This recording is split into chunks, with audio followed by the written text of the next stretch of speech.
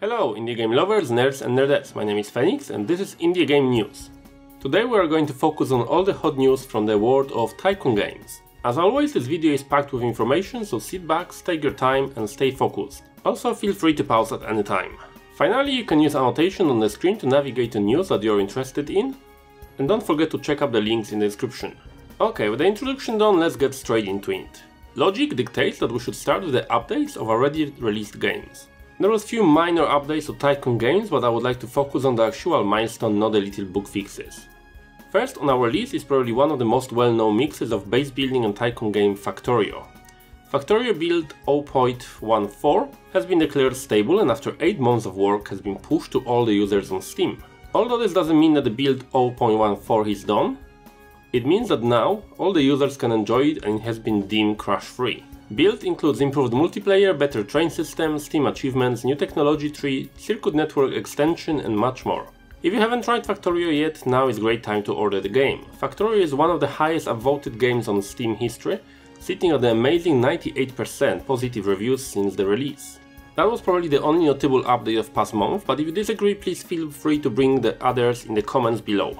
Now, last month or so featured 4 new releases that I would like to bring to your attention. Farming Simulator 17 released on the 24th of October and game as always was received very positively. You will have a chance to try over 250 machines, deal with the crops, livestock, forestry and be able to sell your product and expand your farming empire. Game is mostly simulation, but because it fits so closely with the Tycoon spirit, I decided to include it on this list. Farming Simulator received 90% positive reviews out of nearly 1,500 submitted reviews. Another game in a similar spirit is Demolishing and Building Company 2017 that released on Steam on the 18th of October. The game is currently sat on a respectable 80% review score. Similarly to Farming Simulator, the game is mostly simulation with the Tycoon elements. Your job, as you can probably guess, is to start a construction company. Starting from a simple sledgehammer, you will expand your company with a variety of machinery, employing workers and acquiring more and more challenging contracts. Since the release date, the developer has pushed few minor patches.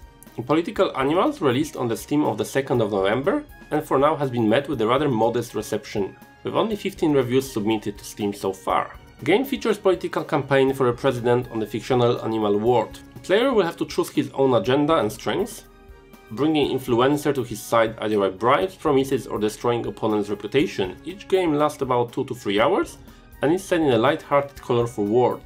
I personally was hoping for a little bit more depth to the game, but I still enjoy my first campaign. Another Brick to the Mail entered the early access on the 3rd of November and received very good score of 91% positive reviews.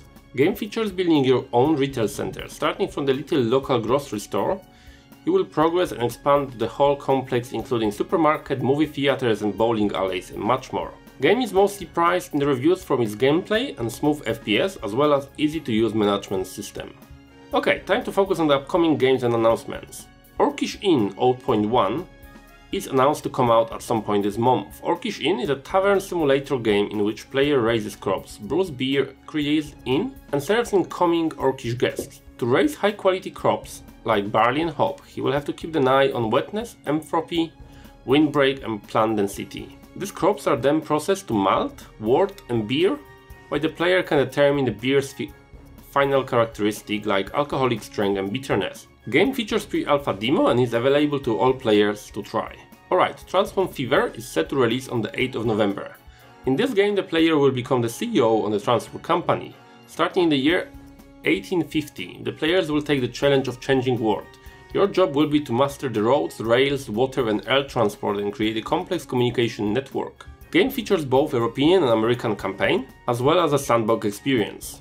Finally, the Planet Coaster, the coaster to end all coasters, is set to release on the 17th of November. Game features very complex but intuitive building system allowing players for almost limitless customizations of their parks, terrain and rides. You will be able to let your imagination run wild using the huge variety of theme park sceneries pieces, objects and blueprints on offer. You will be able to raise mountains, form lakes, dig caverns and create dark rides, and even build islands in the sky. Game features both career mode for these hardcore Tycoon fan players that want to grind their way to the fame and glory, as well as the cash-free sandbox experience allowing you to build the theme park of your dreams. Okay guys, this concludes our episode of Indie Game News.